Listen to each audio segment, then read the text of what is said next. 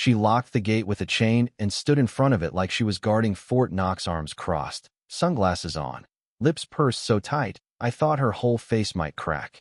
"These kids," she said loud enough for the whole neighborhood to hear, "are not authorized to step 1 foot onto this land." The kids behind me were just 10, 11, maybe 12. Scout vests, clipboards, water bottles, full of smiles and nerves. One of them whispered, "Is she serious?" I looked at her, then back at Karen. "You're damn right she is," I said, trying to hold my anger, but that was the last time I played nice. See, this all started with what should have been a quiet, simple community service project. I'm a scout leader, have been for 8 years, and we were assigned a trail restoration project right behind the Iron Pines HOA neighborhood. The trail cuts through part of the public easement near their woods, and it was neglected as hell. Trash, poison ivy, broken signage, you name it. Our crew was excited. These are the kinds of projects that build heart and teach real skills, not just patch-earning nonsense. We got the okay from Parks and Rec, even got a small grant for tools and supplies. The only thing we didn't factor in? The HOA president, or as we all came to know her, Karen with a capital K. Her real name's Linda Carpenter, but calling her Karen just fit the haircut, the voice, the clipboard always in hand. First time I met her, she walked out onto the trail like she was checking on her backyard. "Excuse me," she said, pointing at our wheelbarrows. "This is private land. You can't just bring in whatever equipment you want." I told her we had city approval. She squinted at me like I said we were building a meth lab. "I don't recall giving permission," she huffed and stormed off. I laughed it off then. Figured she was just one of those neighbors. But man, I had no idea what she was capable of. It started small.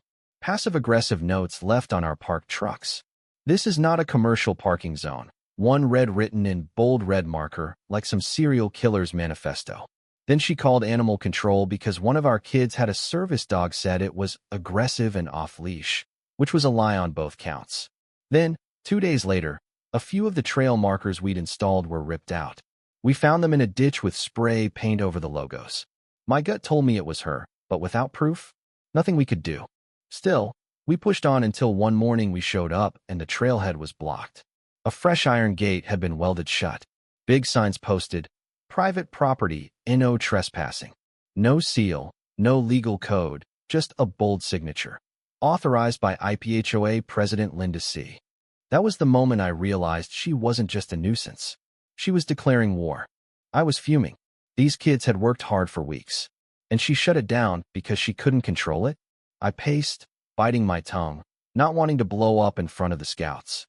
Then I heard a voice behind me say, "You know that trail's technically public up to the ridge, right?" I turned. It was a guy in his late 60s, tan like leather, with a cane and a trail map rolled under his arm. "Name's Earl," he said. "I helped draft the land easement back in '92, back when this HOA was just a few rich folks playing pretend." He handed me a copy of the original land survey. Sure enough, that whole trail, right up to mile marker 3.2, was legally city-owned and under conservation use, meaning Karen had just installed a gate on land that didn't belong to her. I filed a formal complaint with the city, thinking they'd handle it, but Karen wasn't done. Within days, she went full scorched earth. Posted on Nextdoor that our troop was vandalizing protected land, called local news claiming we were disturbing wildlife, and even emailed parents directly warning them we were endangering children with unsafe tools. I don't know how she got their contact info, but I do know one kid's mom pulled him from the program over it. That hit me hard.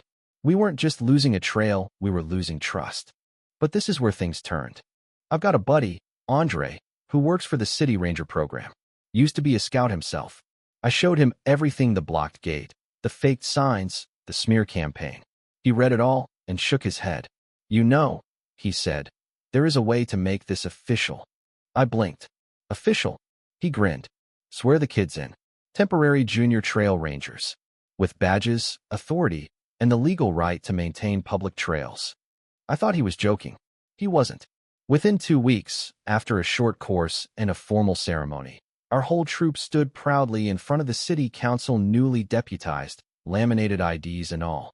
So the next Saturday, we came back not as some scout kids, but as state-backed rangers with restoration rights.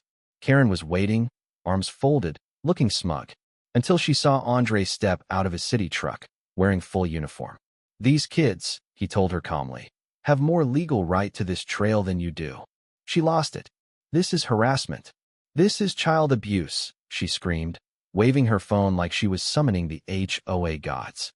But this time, we had body cams, documents, and the full force of city law on our side. What came next was the showdown I didn't expect to enjoy so much. We cut the lock off the gate legally with Andre filming. Karen tried to stand in the way, physically block us. 2 cops arrived, called by her.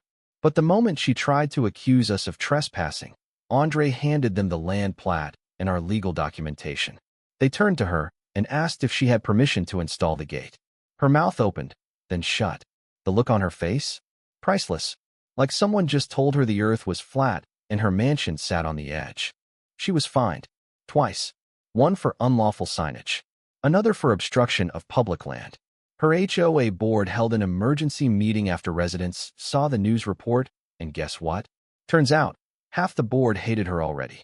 She got voted out 2 weeks later. The new president? Earl's niece. Now the trail's fully restored. The kids earn national recognition. We even put up a sign officially sanctioned dedicating that stretch to Troop 189 and the spirit of public access. Some of those kids still walk that trail every week. One told me it made her want to study environmental law. That choked me up. But here's the kicker. A month after the whole mess, I saw Karen walking her dog on the very trail she once blocked. Didn't even look at me, just kept her head down, sunglasses on, pretending like none of it ever happened. And maybe that's the real ending. People like her always want to control what doesn't belong to them. But when you stand up, with truth on your side and community behind you, they fold. Maybe not right away, maybe not without kicking and screaming, but they fold. So here's my question to you. Should HOAs even have that much power over land they don't own? Or is it time we start reclaiming our space as badge or not? If you've got stories like this, drop them in the comments and hit subscribe. There's a lot more justice to serve out on these trails.